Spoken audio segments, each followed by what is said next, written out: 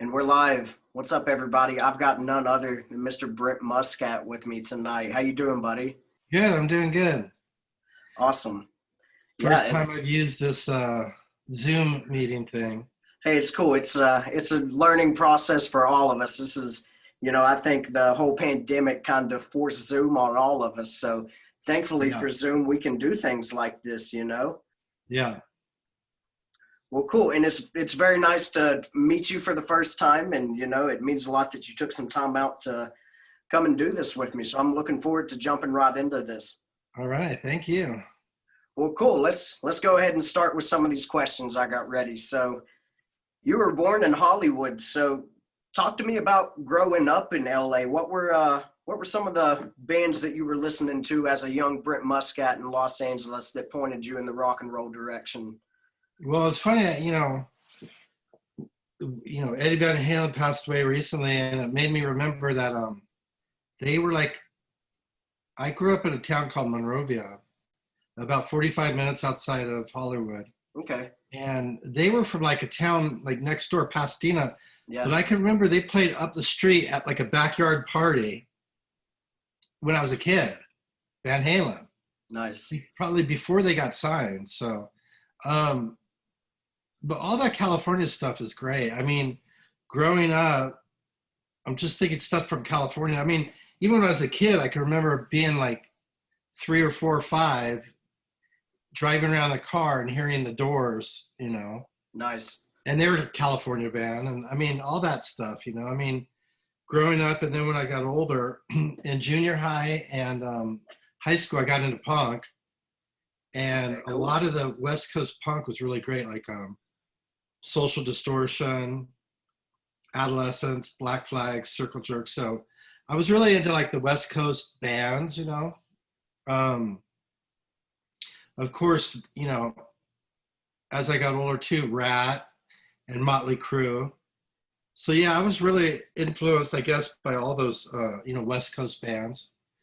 And I was lucky that when I graduated high school, I was in Faster Pussycat. Those guys came to my high school graduation, and Oh, wow. we were right in the right place at the right time because we put Faster Pussycat together, and we were gigging, and we were touring. I mean, we're playing clubs with Guns N' Roses and Poison, and so that whole scene took off, and we were really lucky to be like part of that. um, it was like a second wave of, I guess you would say, kind of like metal or whatever on the Strip. The first wave was like Motley Crue and Rat and those bands, and then when we came out 85, 86, it was kind of a second wave. And it was like, if you were a band from LA at the time, and if you were playing clubs and had any kind of following, you were pretty much guaranteed to get signed. Of Um, course. we were lucky. When we got signed, our manager put us out to work right away. We were opening, he put us out with Ace Frehley and Y&T and Motorhead. I mean, he just put us Nice. out to work. And that first record, the one actually in the background there, Yeah. um, we toured on that for like a year straight. And I mean, we played every day. If we weren't playing, like if Alice Cooper, when we were opening for him, if he had a night off, we would go play a club on our own. Nice. And we would do I mean, during the day, we were busy. We were doing radio station interviews, and we would go to record stores and do autograph signings. And I can remember the first record, we worked a year just to sell like 350, 400,000 records. That first record didn't go gold until years later. Our second record went gold, but gold is like 500,000 records. Yeah. But we worked really hard just to sell that 350, 400,000 records. We were out for like a year straight. And, Which by today's standard is an astronomical amount of records, but back then, it wasn't as big of a deal back then as it would be nowadays. Nowadays, if you right. sell 300,000 records, you're fucking doing something. Yeah, now it's a huge deal. Yeah, Yeah. you're right. I mean, it's changed. The music industry's changed so much.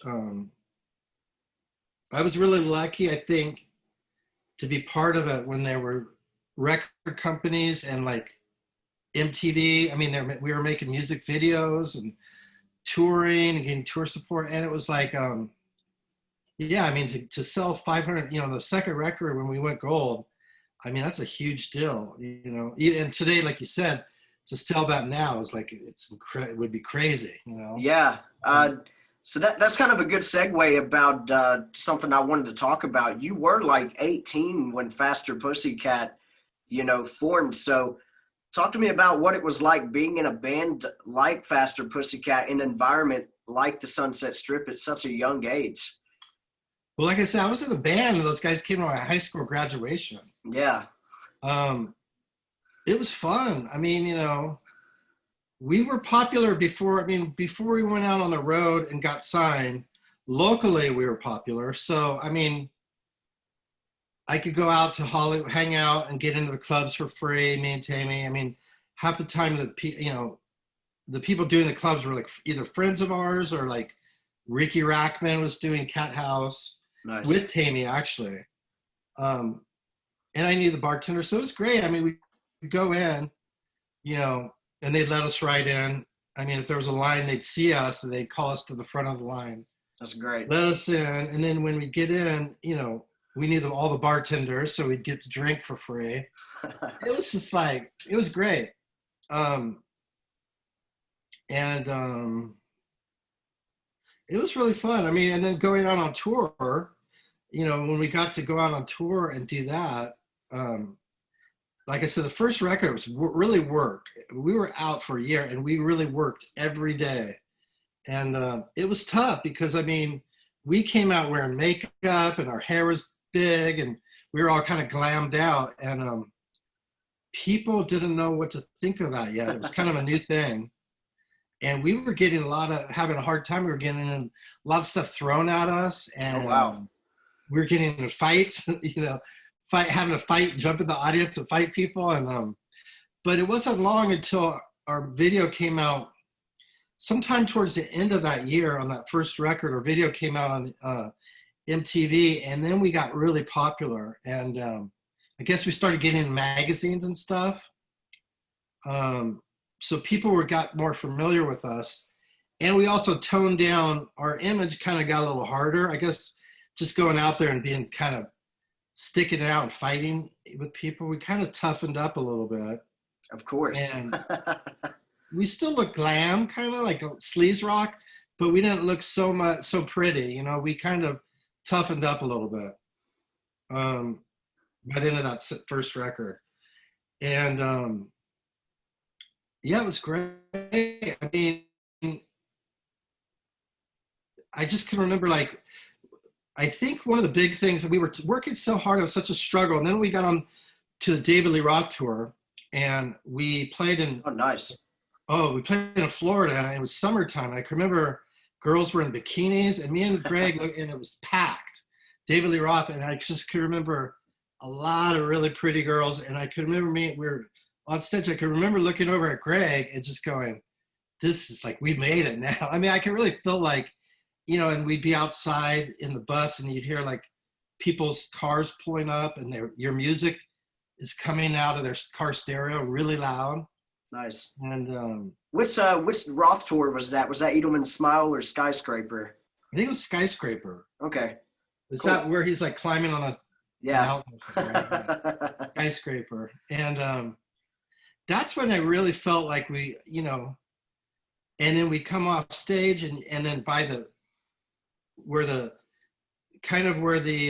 backstage meets the front of where the side of the audience is, we'd walk by there and there'd be a ton of like girls waiting to come back. And that's when it really felt like, wow, we made it, Nice. And we were, we were young and horny. So, I mean, it's funny when the stuff we did back then, it's like, nowadays, I'm even scared to talk about it. Oh yeah, of course. Trust me, I know.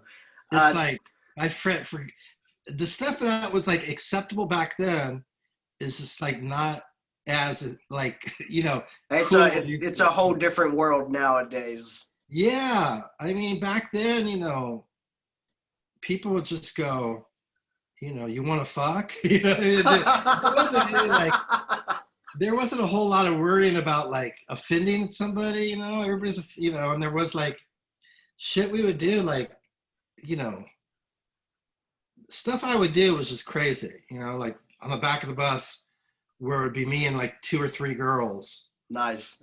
and just shit. Yeah, it was just like, yeah, I mean, it's like we were doing crazy stuff, but we were young and, I was 19 and the girls were probably 18 or 19 and everybody was a willing participant. Everybody's having a good time. Of course. But it was pretty crazy. I mean, like I said, it's like, I think about the stuff that we did back then and it's like crazy. You know what I mean? It's like, Nice.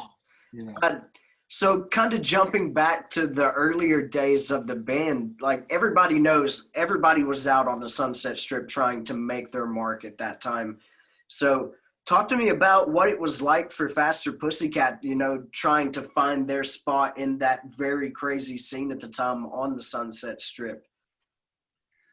Well, when we came out, we were kind of at the beginning of that scene, luckily, with Poison and Guns N' Roses. I mean, we were, I guess, of that second wave anyways, where it was, I mean, that second wave, I'd say us, Poison, Guns N' Roses. There were other bands that didn't get as big, like Jet Boy, that were part of it, of that scene. But we were pioneers. I mean, we were at the beginning of it. I mean, along with Guns N' Roses.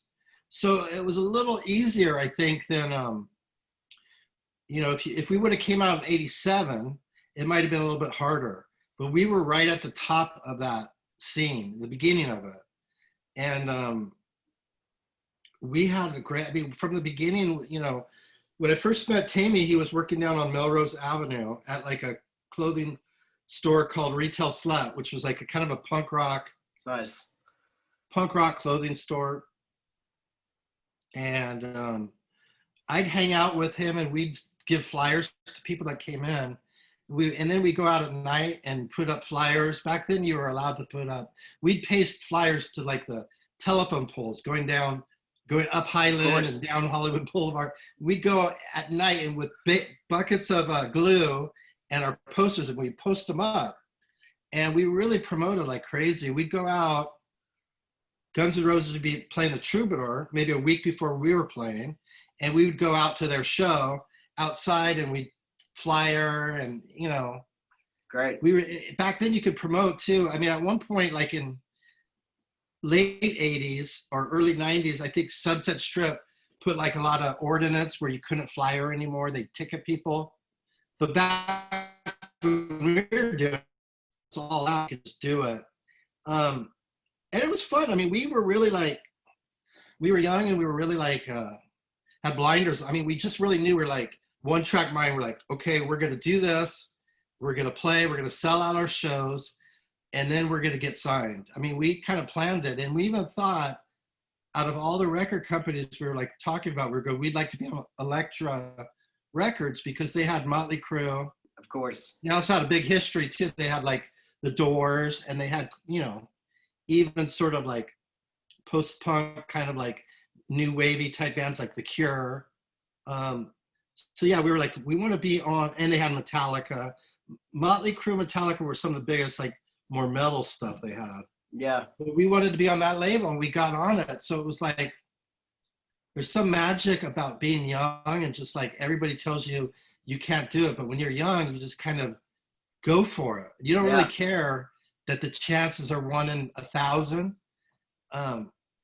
And we just went for it and we actually did it, which was crazy, And then I think it was in between records from the first record to the second record, that movie came out, Decline of the Western Civilization.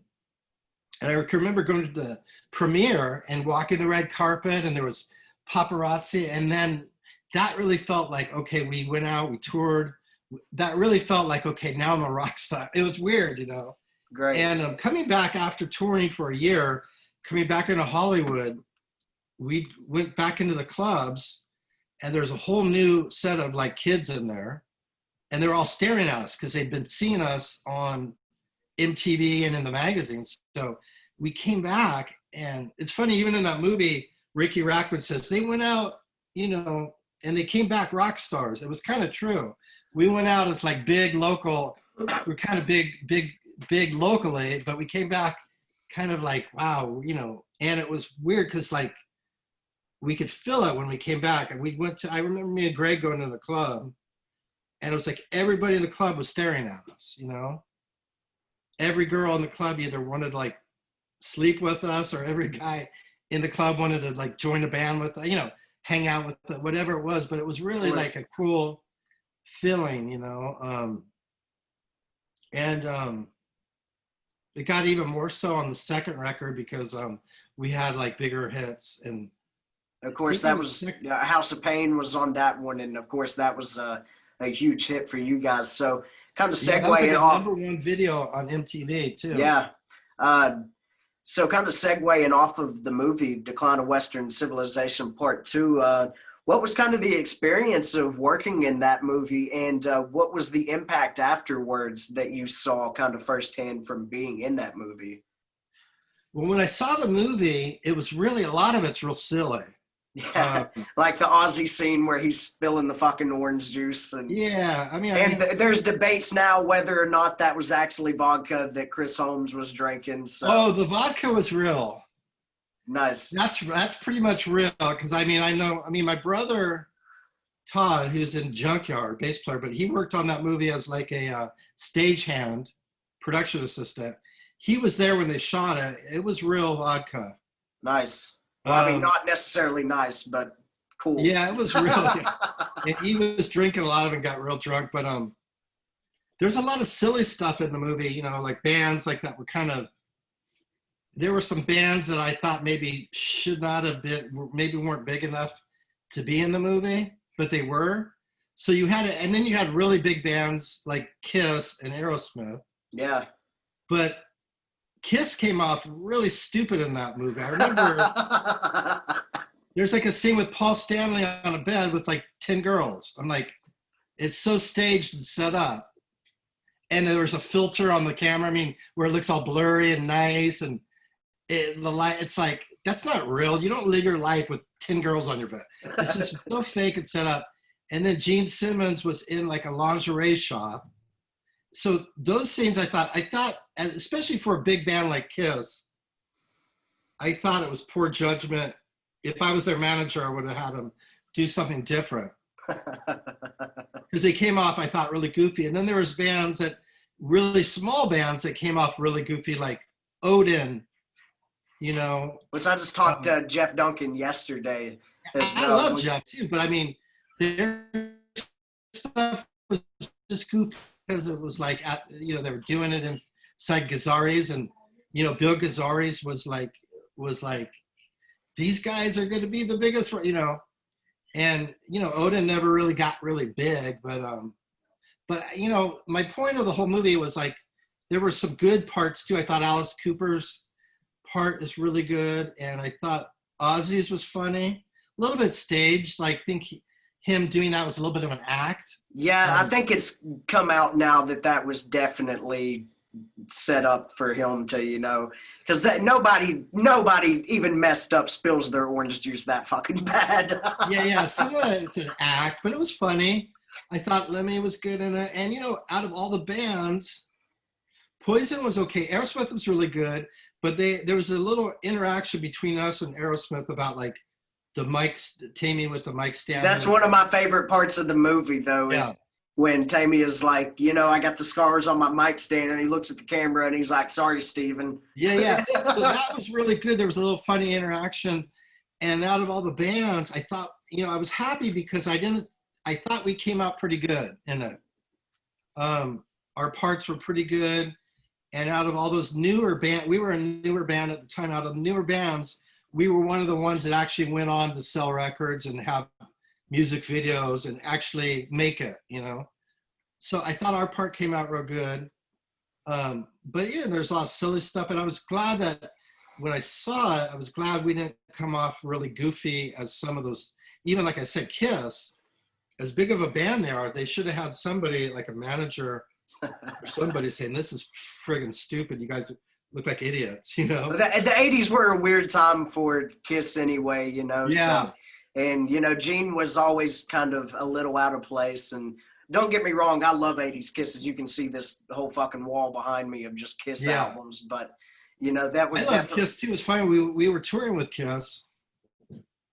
We did a couple tours with Kiss. We did Hot in the Shade and Revenge tour. Nice. And we'd go out and watch them, and we'd go out in the audience, and me and Tammy would close our eyes and just imagine they were in their makeup. Because the music sounded pretty good, you know? Revenge is really high up on my Kiss catalog. Yeah, the music sounded good, and they would play some of their new stuff, and they'd play some of their older hits. So when we close our eyes, we could imagine like all the fire and the blood and the whole show. Yeah. But when we opened our eyes, we'd see, you know, a chubby Gene Simmons in like LA Gear tennis shoes, you know, like biker type, you know, what's that stretch kind of like material that, you know, that 10-speed bikers wear, you know? Yeah. He'd wear like pants made out of that stuff with like white tennis shoes. And we're like, so we would, you know, we'd go, he looks so goofy. We would like close our eyes and imagine the makeup, you know? Of course. But that was great. I mean, we did a lot of touring. We opened for Motley. We opened for Kiss, David Lee Roth, Whitesnake, Motorhead. So many bands. So that was really great. I mean, but yeah, the movie is great because it's still, even to this day, people see it.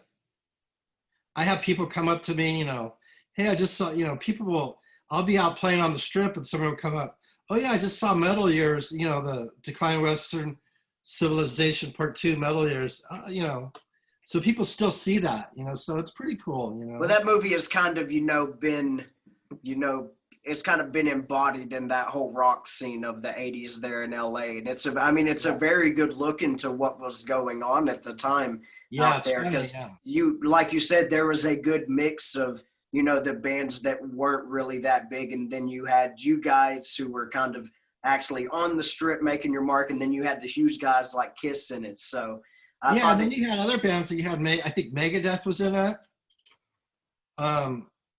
And Poison was in it, you know, they came off okay, I think. But like I said, some of the stuff came off like, you know, like I thought Kiss's segment was really bad. I mean, like embarrassingly bad, just like really just goofy. I mean, if you look at it now and you go, why the hell is Gene Simmons in a lingerie store? It doesn't make any sense, you know? He would have been better just doing it from his house in his office where you could see Kiss Gold records, and that would have been more impressive and more realistic, you know? Of course. You know, or just have them together somewhere, you know?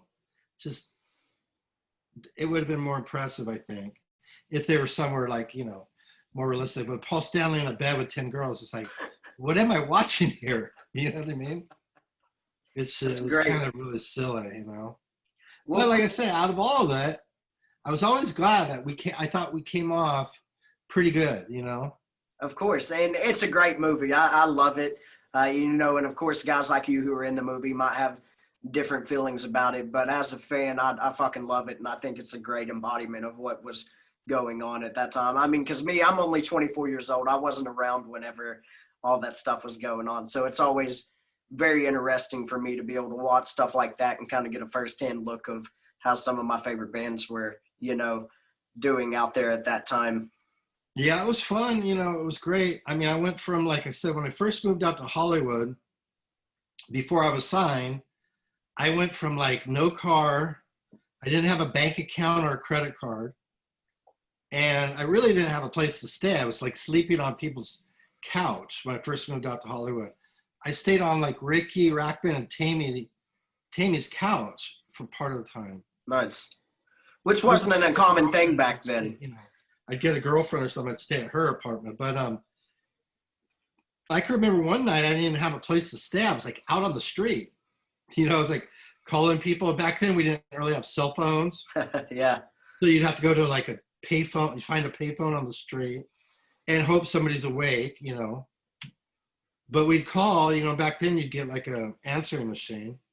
But I can remember one night just being out on the street all night. I mean, but I went from that to getting signed, and within like, probably with it, like my first royalty check probably came in after we put out a record, probably came in about 3 or 4 months after that.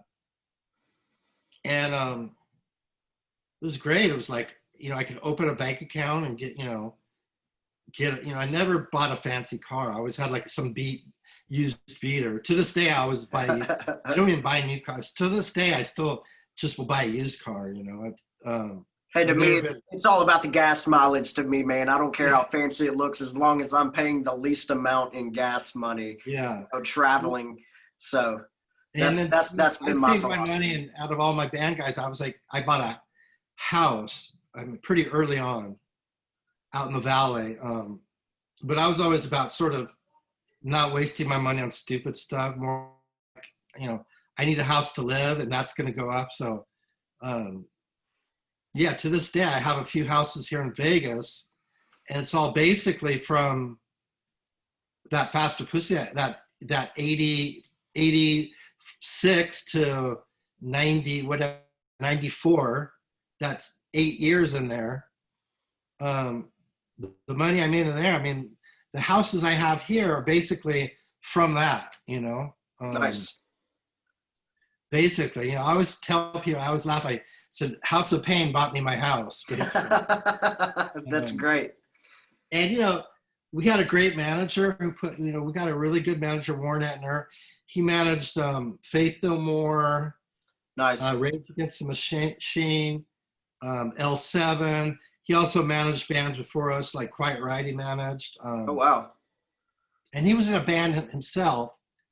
And the best advice he ever gave us was, and it was funny, he was in a famous like 60s, late 60s, early 70s band called The Grassroots.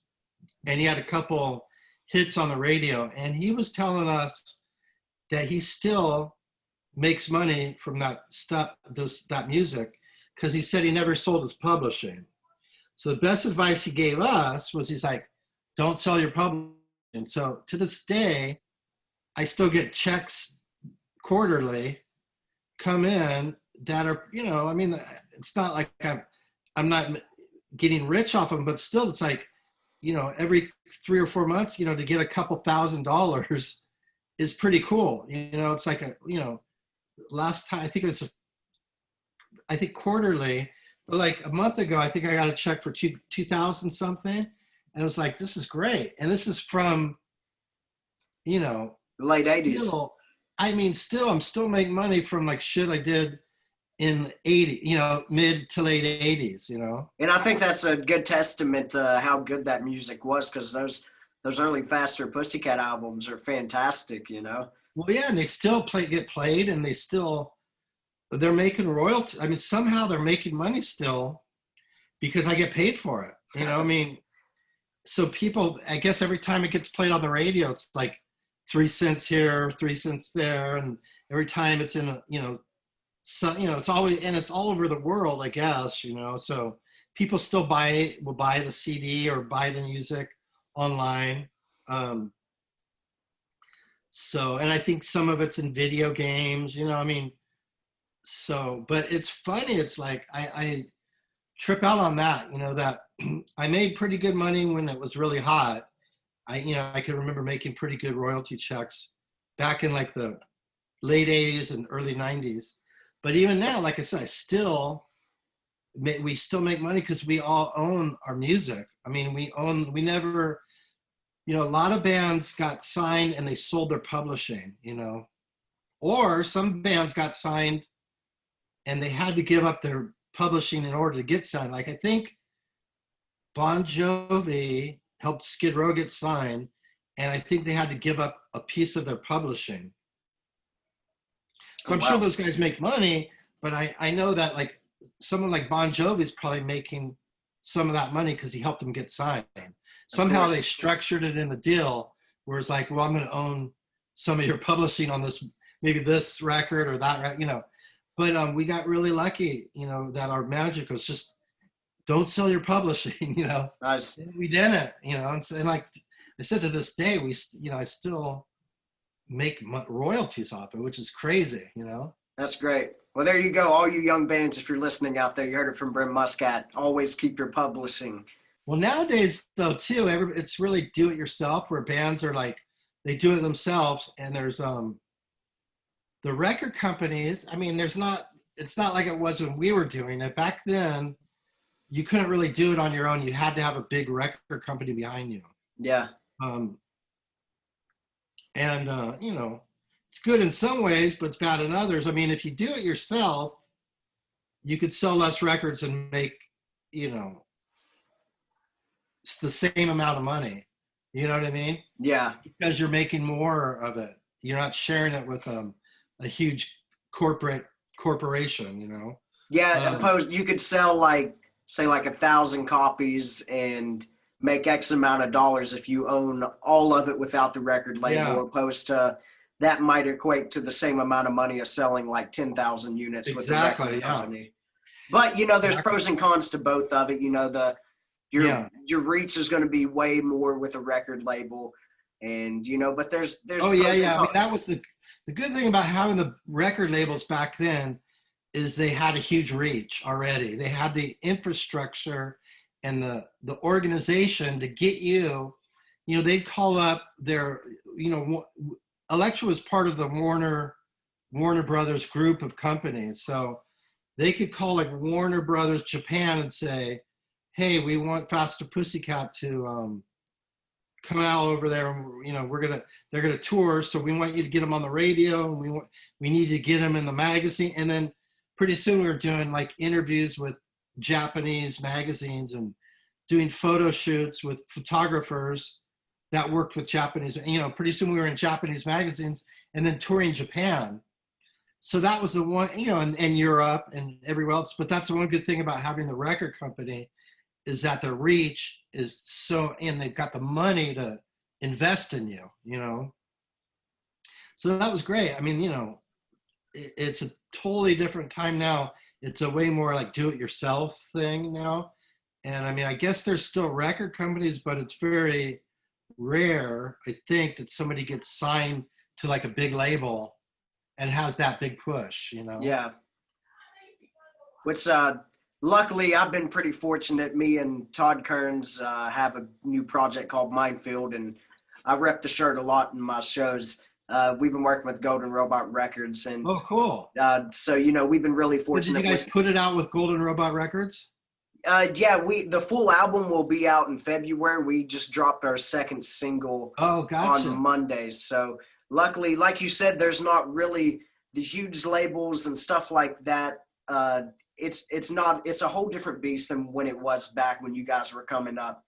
But there is still very positive things that a company like Golden Robot Records can do for a new band. And, sure. Like you said, you can definitely do it on your own nowadays. But the way I look at it now with this album we were doing, it's kind of like a food truck. You want to park it in the spot in town where you're going to get the most business. Well, it's always good to have help. If you got a record company and they have the means to make you guys vinyl and posters, and they have the means to help you guys and put money into it. So that's always a good thing. You know what I mean? Of course. It's always good to have that partner, I think, There's something good about, the do-it-yourself too, but there's something good about, there's good things about both ways, Of course. And it's all about kind of what your end game is, And so, like you said, there's pros and cons to both of it. So, cool. Kind of jumping forward a little bit. I know in 2003, you started playing in Adler's Appetite with Jizzy Pearl and Robin Crane.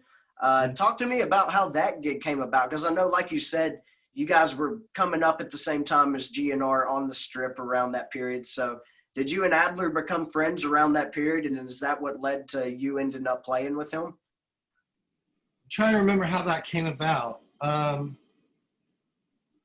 I was friends with the guys in the band. I was friends with like Jizzy. He lived, when I moved to Vegas, he actually lived he was like a roommate with me Nice. here in my house. And then I had toured. I knew Robbie, and I knew the guitar player Kerry Kelly. Toured with him. You know, when I was on tour, he was in another band, so we were crossing paths. We knew each other, and Steven Adler had played with other people before us, but we decided to put the band together, and it was great. We toured a lot. We went to Europe. Toured in America, and it was great. We did some really great stuff, and then we were actually going to get a record deal with a kind of a smaller record label. A friend of ours, Mike Varney, who has forgot his record company. It's smaller. I mean, it's not as big as like Warner Brothers, but it's still. What was this? God, it's at the tip. If I think about it, I'll mention it. But it was. Yeah, a mid-sized record company, and he had offered us a record deal, and Carrie and Robbie got kind of greedy. They just wanted like do the record and have all the power, you know.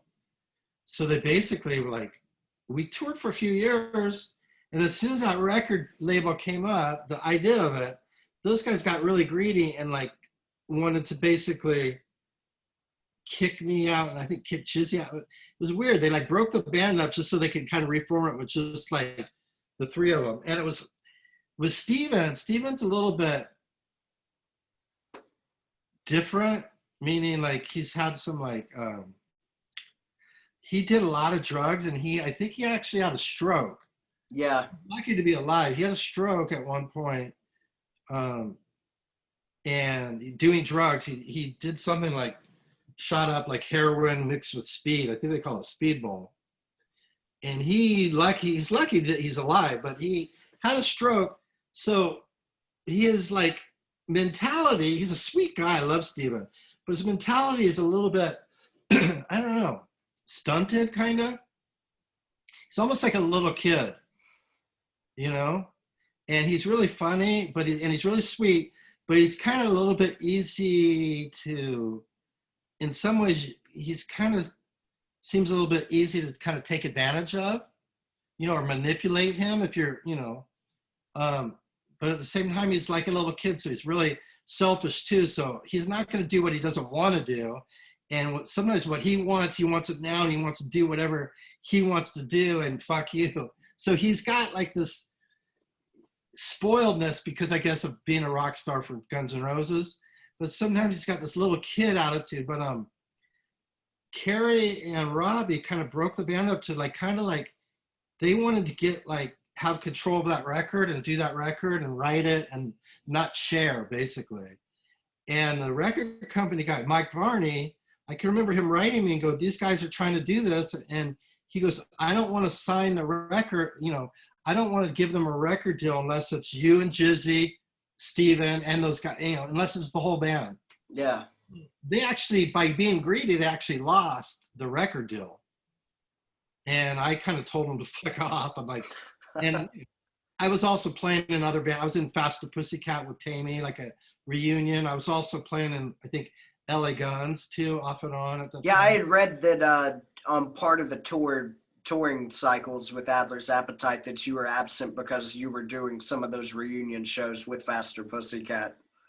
I think I did most of the Adler stuff until we kind of like, well, I kind of got kicked out. I don't, it's weird. I don't even say kicked out because they kind of broke the band up. And then just reformed it without you. To sort of get rid of me. So kind of like, I wasn't kicked out. It was kind of stolen away from me.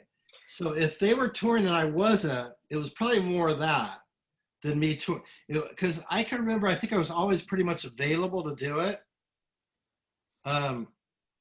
But yeah, that was just like, fuck those, you know, and they ended up making a record, and it was so stupid because they missed out on the record deal. They made it on their own, and then they never even really put it out. I think they made 1,000 copies, and I think yeah, there was an EP that came out in 2005, but there was only like 5 songs on it. 2 of them were actually covers. They covered "Draw the Line" and then "Hollywood" by Thin Lizzy.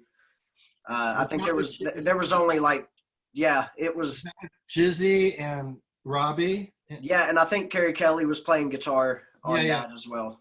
But that could have been such a big. We could have had a record deal, but they got really greedy, and I can remember really being pissed and just thinking like, sometimes the music industry is so great. You know, the part about going out and playing with friends and the live thing and making it, and when you got a team and everybody's like a team, it can be a really great thing. But it's always bad when people get a little greedy, especially over stupid stuff like Adler's Appetite, whatever. It's not like you're talking about Guns N' Roses. You're Yeah. talking about Adler. It's not like you're talking about, it's like fighting over, instead of fight, it's not like fighting over a big bag of money. It's more like fighting over like a change, little tiny piggy bank with change in it. So, and people get greedy over stupid stuff. And then they end up losing the record deal. So, and I could be being really pissed. I can remember, I think I did like an interview and said something, and then I think I pissed those guys off. It was like, fuck them. It was like, you guys are jerks, But we did have fun for a few years. We did really great. We went to Europe, and like when we played Spain, it was huge. I mean, I guess Guns N' Roses are like huge in certain parts of Europe where even if you're just the drummer and you're playing the Guns N' Roses music, we were like selling out clubs, and it was really like fun. And I love Guns. I mean, Guns N' Roses, that first album, is one of my favorite albums to this day. Slash is one of my favorite guitar players. So going out and being able to play that music was like a real treat for me, Of course, and those are really fun songs to play. And And yeah, and learning them, it was kind of like rediscovering the music. It's like, wow, this is really, not only does it sound good, but just the playing it, learning it, it's like really great music, I think the best part about learning all those GNR songs, because I'm in a GNR tribute myself, and I think the best part about deconstructing those songs is realizing how much cool those fucking parts that Izzy would play underneath Slash. Because you hear songs like Rocket Queen, and Izzy's the one doing all those like cool leads in the verse and the bridge and all that. So Izzy, man, definitely one of the most underrated guitarists of all time. And I forget who said it, but it's escaping me. But somebody said that in any other band, Izzy Stradlin would have been a lead guitarist. And I think when you start deconstructing those songs and you see how well of a guitarist he was, it kind of speaks for itself. Oh yeah, it's great stuff. I mean, the two guitars, how they play off of each other and all the music, it's really great. It even, our first album came out same day as Guns N' Roses' first album came out. Oh wow! I remember like same day. People might say it's different now, but I can remember when it came out. It actually came out like the same day. And when we got a copy, we put out our first record. When we got a copy of Appetite, those guys were a little bit older and had been playing a little longer than us. So I would say they were a tiny bit more experienced and maybe more seasoned musicians. But when we got that record, we were like, it kind of set the bar of what we had to, like, this is what we have to compete against now. So if you hear our first record and then hear our second record is like, you could hear the growth because we had to compete against Appetite, So the songwriting on our second record, the playing, the songwriting, the lyrics, everything is a lot more deeper and more advanced, a bit more. You could hear the drumming. Mark, the drummer, got way better on the second. Everything on the second record, you could tell we were like fighting. It was almost not fighting, but it was like, this is what we have to go up against now, Appetite. And healthy competition. Oh, it made us a way better band, Definitely. Awesome. And our first record's really cool because it's really raw and simple and punk. But our second record is a lot more intricate and more songwriting's a little more advanced and structured. But it's a real cool. I think it's a real cool thing if you wanted to see a band and you hear their growth. You could hear it from our first record to our second record. Of course. Really hear it, and it's cool. And the music on our first record is cool because that's really what the Sunset Strip sounded like at the time. All those songs were songs we were playing in the clubs. A lot of bands would get signed and then have to go rewrite everything and try to write hit songs and stuff.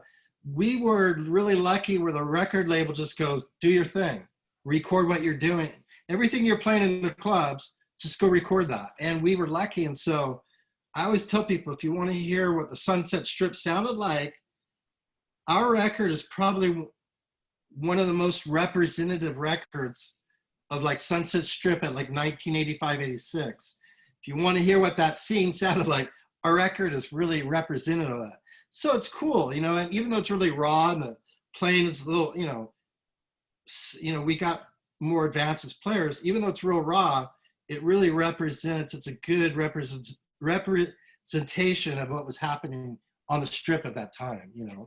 And of course, and you guys had some staples on that first album as well, like Cat House, Bathroom Wall, and you know, and there's other great gems on that record as well. So, but I that's a good sentiment that you can definitely hear where, you know, you can hear the growth of the band from that first album to the second album. And even to the third, I mean, you can hear we almost grew too much, where it's like we started growing apart a little bit, so you could really hear the different members' influences. On that third record, you could hear everything from like grunge, because grunge had came out. Yeah. When our third record came out, you know, we had bands like Nirvana and, you know, Soundgarden, Pearl Jam, but you could, especially Nirvana, you know, really, you could hear though, like that third record, you have everything almost borderline grunge to like real heavy metal to even like really bluesy Stones music to even really funky, you know, like Big Dictionary is super funky on that third record. So you could hear our different influences really growing, but like kind of like growing apart, you know, a little bit. Yeah. You know?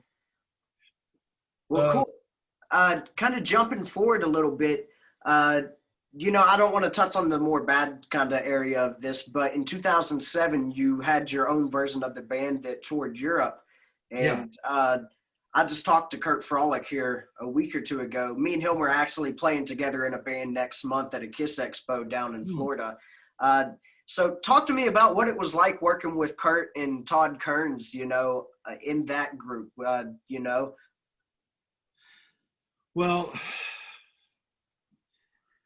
Faster Pussycat broke up for a while. It wasn't because like, it was more like, and not to blame anybody, but we wanted to, me and Greg, the other guitar player we wanted to keep the band together.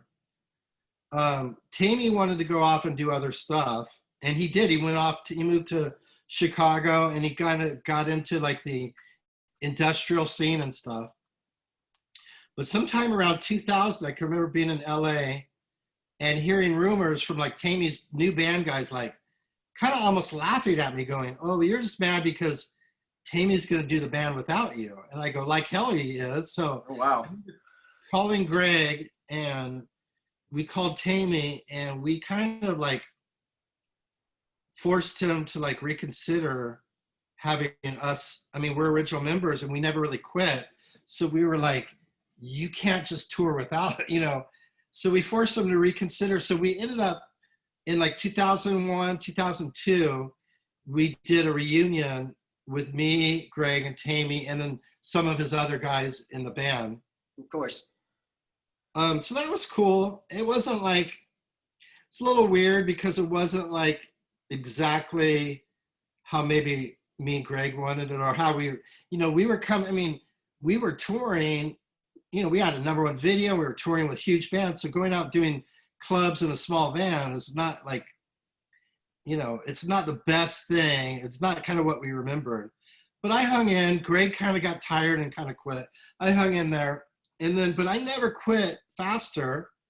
You know, I moved up to Vegas, and then I got sick up here. But Tammy went out and toured without me and never even checked, like, basically, hey, you ready to tour or anything. So I think I was really hurt, and I was still like, at the time, I had like fasterpussycat.com, and I owned like part of the name, the trademark. I mean, I was co-owner of that band because I started with Tammy. So I was real mad that he was doing it. So I kind of like put my own version together.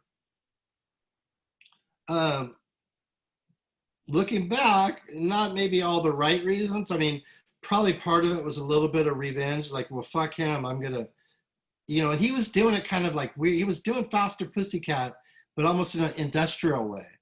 So I wanted to get more original members. I got Eric, Stacy, Kurt Frolic, Todd Kearns, and then our original drummer. And I wanted to play the music like we meant it to be. So, and then me and we did. It was great. I mean, it was really, Kurt Frolic did a great job.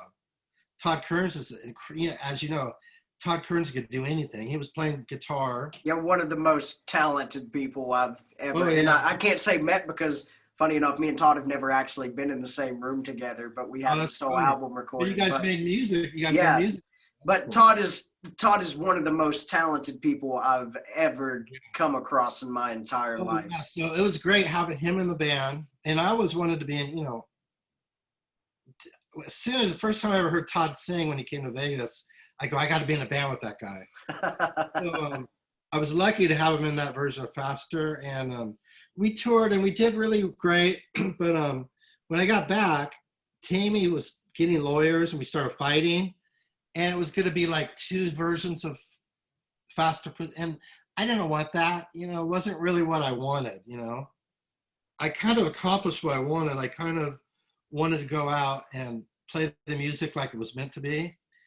And in some ways it was good for Tammy because it made Tammy wake up, and he went back and started playing the music a little closer to the way it's supposed to be. So when he goes out on tours now, it's more closer to the way it should be, And part of that was me doing it and showing them Faster Pussycat's a rock band. It's not an industrial band, But we had great, so I got, Todd and Kurt were so great that when I came back to Vegas, I played with them. I've played with them in different projects here in Vegas. And then of course, Todd and I came back and we started the Sin City Sinners. But that was because we played together, in my version of Faster, and Kurt actually produced your guys' first album as well. Yeah, it's great. Yeah, he produced it. He did a lot of the recording and producing, and yeah, and I miss him. He moved to Florida. He was out here. He was a big part of the Vegas scene out here for many years, actually. Yeah, he was one of the first rock guys that came out to Vegas and made helped make a rock scene out here. So yeah, he moved to Florida. So we miss him, I miss him being part of that, the scene out here. When I moved to Vegas, Kurt was one of the first guys. I went out to a casino. I saw his band playing. He recognized me and said, "Oh, Brent Muscat, get up and jam with us." So Kurt was one of the first guys I got to jam with out here. Nice.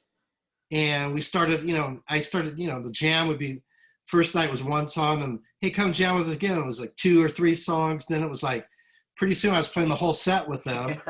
And then before you know it, I was joining the band and starting a band with Kurt, So yeah, that was cool, But yeah, the Faster thing was good because me and Tammy fought a bit, but I got to a point where I go, am I going to fight this and spend a ton of money on something that I'm really not I was kind of over it, I kind of did it. And I wouldn't want to do Faster unless there was original, for me, I wouldn't want to do it unless there was at least 3 original members, Of course. So I had 3, I had me, Eric Stacy, and Brent Bradshaw, the drummer. But those guys were out of their minds when we toured Europe with Kurt and Todd. Brett and Eric were just out of their minds. Brett was taking crazy psychotropic drugs, oh wow, shit, shit you would take if you're I don't know, either depressed or mentally ill or like bipolar, just shit, heavy duty stuff. But not only were they taking that, but they were drinking with it. Where it's, you look at the bottles of the stuff, it says, "Do not drink Yeah, alcohol." specifically, do not mix this shit with alcohol. And they were waking up. Him and Eric were waking up, drinking from morning to night, and they were getting stupid. And it was got really dumb where they were just like, they'd play good, but it's just like, we didn't have a tour manager. I was a tour manager, so I was ended up babysitting them, and it was really not fun. And I remember coming back going, I can't tour with those guys again. And if I can't tour with original members, then it's, for me, it wouldn't be Faster Pussycat, you know? Of course. And so I basically just told Tammy, take it, you know? And then me and Tammy made up. We're good friends now. We talk on the phone. That's awesome. So it worked out good that way. In that way, you know, where it's like you fight, and then I just did the right thing. I think I did the right thing at the time, just giving up. And then I was able to stay here in Vegas and play all year round. Where Faster, it's kind of seasonal touring.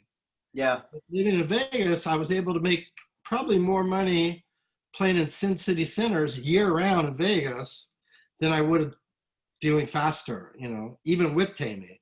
Yeah, and you know they're still out doing their thing as well. One of the gigs I lost because of the whole pandemic this year, a band I was playing in out of Detroit called Whiskey A Go Go. We were on the bill with on the tour that they're doing with Enough's Enough up there. We were going to be the third band on the bill with them. Yeah. So unfortunately, that was one of the shows that kind of lost by the nature of the beast this year. Yeah, I saw Tammy had some tour dates that got canceled, but yeah, so I did the right thing. I kind of, you know, when I gave it up, it was like, this is all Tammy's got, really. You know, at the time, I had a lot of stuff going on for me. I was out here in Vegas. I was playing, you know, with great musicians. I had great places to play.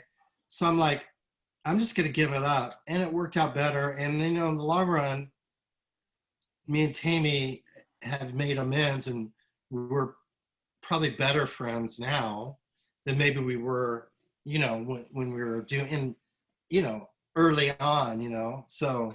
Which is always great to hear, you know. Yeah, and it's better. I mean, it's sad when you see two bands like going out and there's like two bands, you know, like LA Guns. I love both. It was funny, I love both LA Guns, you know. Kelly Nichols was an original member in Faster Pussycat as well. Oh, yeah. But I like Kelly and Kurt's version, you know. Of course, I like Tracy and Phil's version.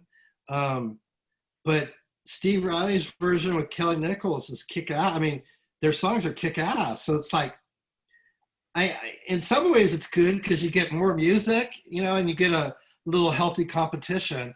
But in other ways, it's kind of sad when it's like, they should just somehow put both bands together if they could, ideally, you know. Yeah, and you know, I've read interviews here recently where Steve has kind of touched on that a little bit, where he's like, yeah, in a perfect world, there would be one LA Guns, and just unfortunately, right. That's just not how things are. And, you know, that. But I do really like Kurt and Steve Riley, and I like that version. You know, yeah, that new album they just put out is fantastic, and I'm not just saying that because I'm signed to the same label as them. Yeah, that's good. It's good stuff, and I like it. And you know, I was telling somebody, I was like, when I listened to it, I kind of, you know, I'm kind of picky. So I remember hearing LA Guns, you know, Phil and Tracy had a new song, and I thought it was pretty good. You know, I thought, oh, that's a good song. And then Kelly Nichols and Kurt, they put out their song, and it was actually better. I thought it was like, just as strictly like song for song, when you just say which one's more catchy and which one is more harder rock and fits the genre. Kelly and Steve, yeah, they really did good. So I give them credit that, you know, they're doing it, and you know, maybe it's cool. I mean, I think if you're a fan, you could go see both bands, you know? That's, you know, and that's my philosophy on it. I think you can support both bands. Yeah. And, you know, I'll never complain about having more good music to listen to. Exactly. That's a good thing. You got more music. You can, if there's any silver lining to take away from it, is that good songs are always going to be good songs, and I will appreciate it for that. Yeah, and I do appreciate it. And I do think when, like, when Kurt and those guys are writing their music, I think they know, like, we got to make it really good because there's this other LA Guns out there with Tracy and the original, Phil. So they got to almost pick it up that much more, So it's a good thing. In some ways, it's a good thing. Like you said, you're getting more music and it's competitive. So it's really like, but yeah, I was really pleasantly surprised at like their music. I thought it was really well, really good music, Well, and most people kind of, unfortunately, when you think of a band and you think of the main songwriters and everything, you think of the singer and the guitarist. Yeah. But I think that how well the music is written in Steve Riley's LA Guns, I think that's a good testament to how important, him and Kelly were to that sound back in the day as well. So, like Steve has said in interviews, in a perfect world, there would be one LA Guns, but I'm not going to complain about having more good music to listen to. Well, and I got to say, in Kelly and Steve's defense, Phil kind of, I don't blame so much Tracy because Phil was playing with Steve. Yeah. And he basically dumped Steve and joined Tracy kind of like as a money grab. Well, it was, from what I understand, which don't hold me 100% accountable for this, but from what I understand, it was that Phil announced that he was leaving LA Guns, and then it was a couple weeks later it got announced that him and Tracy were reforming. So, it's a very sticky situation, and those guys. Well, before he left LA Guns, since these centers, we got a show, and our special guest was Phil Lewis and Tracy. We got them back together. Oh, I kind of blame myself. The first time we came back together really was at a Cincinnati Center show, and we played a bunch of LA Guns music, both of them. It was really good, and I think Phil looked at it and thought, I can make more money getting an original guitar player back. So I don't think it happened like that. I think it was really more like he kind of dumped Steve. And the only reason, part of the because Tracy and Steve don't get along. Yeah. So maybe they couldn't play together, but I thought it was kind of screwed a little bit. On Phil's part, I thought what they did to Steve was a little bit unfair, And I don't blame him. Steve never quit the band. He's never quit the band. He wasn't really fired. Phil just quit and put a new version of LA Guns. So, if anything, in some ways, Steve's version, in that way, if you looked at it illegally, Phil quit and then put a new version together. So in some ways, Steve's version is just as legitimate, And Kelly Nichols is an original member of LA Guns, and they've got Scotty Griffin as well, who has been in LA Guns for a long time as well. So there's pros and cons to both of it, and they all have their opinions. So, but it's interesting. The only thing I could say is like, I'm a fan of both. I like both bands, but I could see both sides. I can understand both sides, but I still think how Phil handled it, I think was kind of a little bit scummy, and I've seen him do it with LA Guns. If you look at like the member sheet, how many members they've got, they might hold the world's record for having the most members. But the crazy part is all of those lineups, the music they put out was fantastic with all of those lineups. It was great, but my point is that they had so many members, not because any of them, when I was in the band, I was a great member. I could have still been in the band, but they get rid of members like they're changing shoes or underwear. I didn't like it though. Even when they did it to other people, I always thought, and it's a lot. It's coming from Phil, and when Tracy, it comes from Tracy too. They have a real disposable attitude when it comes to like band members and friends, and that's the one thing I don't like. I think it's I think people shouldn't be disposable. I think you should. There's something to be said about a band that sticks together from the beginning to the end. Maybe they have to change members if somebody passes away, but there's some honorable thing about sticking together and working it out. You know what I mean? And like, Def Leppard is a great example. I mean, mostly it's original members, but of course they had to get a new member if somebody passed away. But even when, the drummer lost an arm, they were still made room and to kept him in the band, even though he didn't think he could do it. They really let him get electronic kit and relearn how to play drums, and they made room for that. And of course, Vivian Campbell is a world-class guitarist as well. So, but like I said, I like both bands, and I got no, but the only thing, like I said, I think Phil and Steve have, and it shows with all those members. Some of the members were great. Like I said, they could have kept me, and they could have kept Tracy. Could have went, but Tracy left right in the middle of their album to join a band with Nikki Sixx.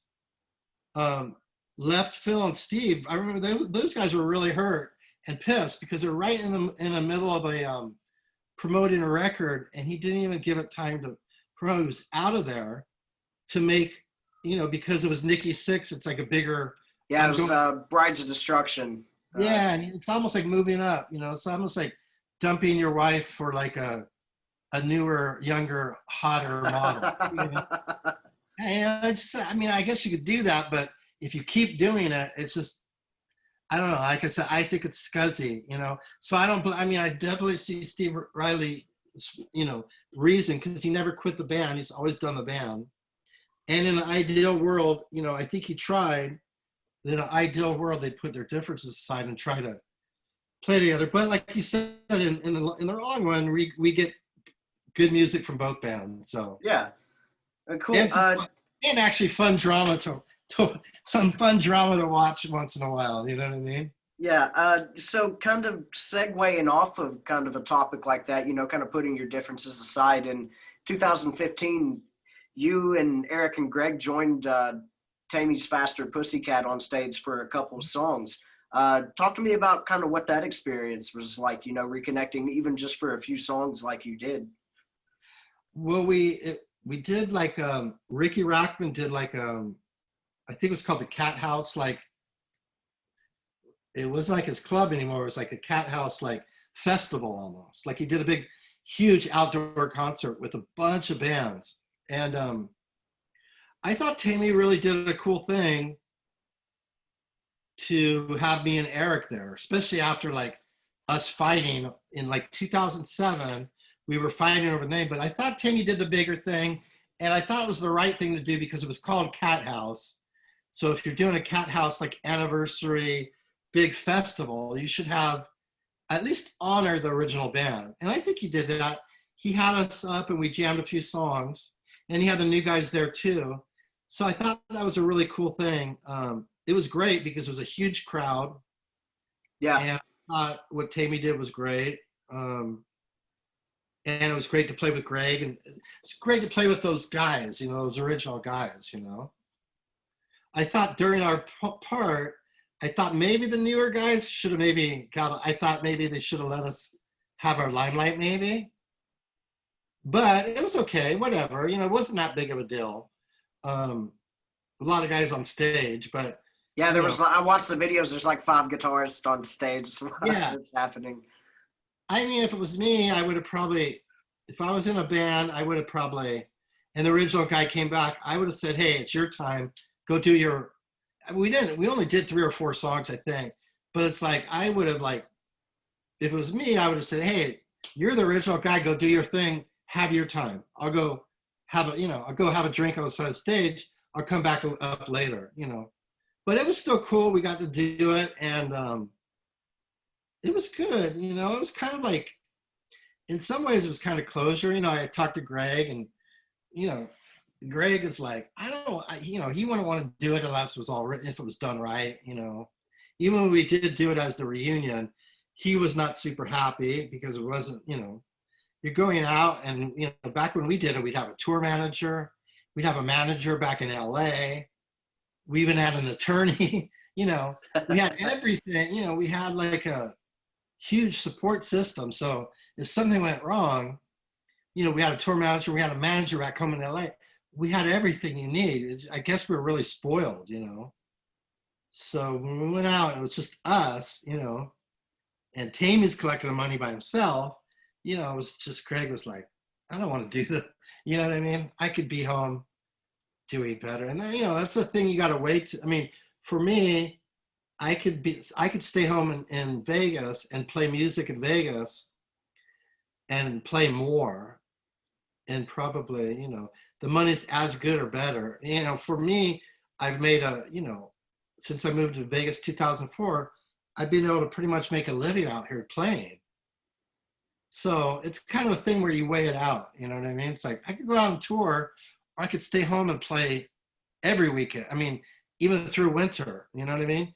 Even while other bands are taking a break, I could play all year round out here. You know, Yeah. in a casino or whatever. You know, and even during COVID, this whole thing with the pandemic, I've been able to play. No, I mean, it's shut down a little bit, but I played like, I think a week ago, you know, where nobody, like all my other friends can't tour right now. Yeah. So I'm really lucky. I was able to play on stage outdoor on the strip and make good money and have fun, play with my friends. So I'm really lucky, you know, I've been really fortunate. So, you know, you got to kind of like look at things like you got to count your blessings and look at, you know, be grateful for what you have instead of looking at like what you don't have. And I fall into that sometimes where I'm like, damn, it'd be nice to tour still, or it'd be nice to do that, or, you know, even Faster Pussycat, you know. But then I got to look at, hey, you know, I'm doing what I want to do. And those guys can't tour. I'm still able to go out to the strip and play. So I've been really lucky. You know, I just got to, you know, sometimes I have to remind myself, you know, what I have and be grateful, you know. Of course. That's great. Well, cool, man. I don't want to take up too much of more of your time. I know we've been on here for quite a bit, and I thank you so much for coming on here and giving me your time. So, excuse me, I just got I haven't, since this pandemic, when it started, I cut my hair real short and I haven't dyed it. Hey, that's you know, this isn't my natural hair color either. So when my roots start coming through, I push the bandana back just a little farther. So usually, you know, like I'd have my hair dyed, my eyebrows dyed, and plucked, and my eyeliner on, and you know.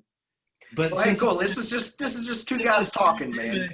Yeah, since it's pandemic, I was just like, I'm gonna cut my hair and grow out the real color and just, you know, I still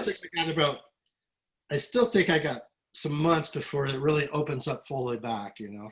Yeah, and luckily we've had some good news here lately, you know, with the vaccines possibly coming out and all that. That will help. It will be coming. Well, cool, man. So what does the future really have in store for Brent Muscat at the moment? Are you working on music or anything like that? Well, you know, right before the pandemic happened, Todd, the Sin City Sinners, we still have the band, but we called Original Sin. Yeah. We had like a sold out show out here at a club, and we had sold tickets and people were coming, and then we had to shut it down. So I think that will happen. I think I'll play with Todd a little bit when it opens back up. He's done a lot of stuff, so when he can, he'll play with me out here, along with you guys and Slash and, you know, everything else he does. Bruce Kulick. One of the busiest guys ever, of course. I'm sure that will happen. That will, in the future, we'll play. And then I'm sure I'll write some. I have a new band. Actually, I have a band called the Saints of Las Vegas, and we just added a couple. We were like a 4-piece, and we just added a singer. Oh, wow, nice. And he's really good. And I still have the original singer, Anthony. So I've got 2 singers. So I've been thinking the band's really good. We've been playing together, and we've played a few shows out. We'll probably write some original music. Cool. That will be in the future. And I think when Vegas opens up fully, I'll be playing all the time out here at the casino. So if anybody ever wants to come see me, you know, come to Vegas, and I'm pretty much playing 3 days a week somewhere, you know. Nice. Well, cool. You'll be one of the first people I look up when I come to Vegas to come watch you play somewhere. Yeah, definitely. Yeah, you could come and jam with us. Oh, nice. Even more honored. Yeah, get up and jam with me, you know. Well, cool, man, dude. Thank you so much for coming on and doing this. And Thank you. it's been a pleasure meeting you. And I appreciate everybody tuning in and listening tonight. This has been an honor to talk to Brent Muscat. And me and you can say goodbye off air here in a second, but I'm going to go ahead and end the live stream. Thank everybody else for tuning in. This has been an awesome night. Thank you.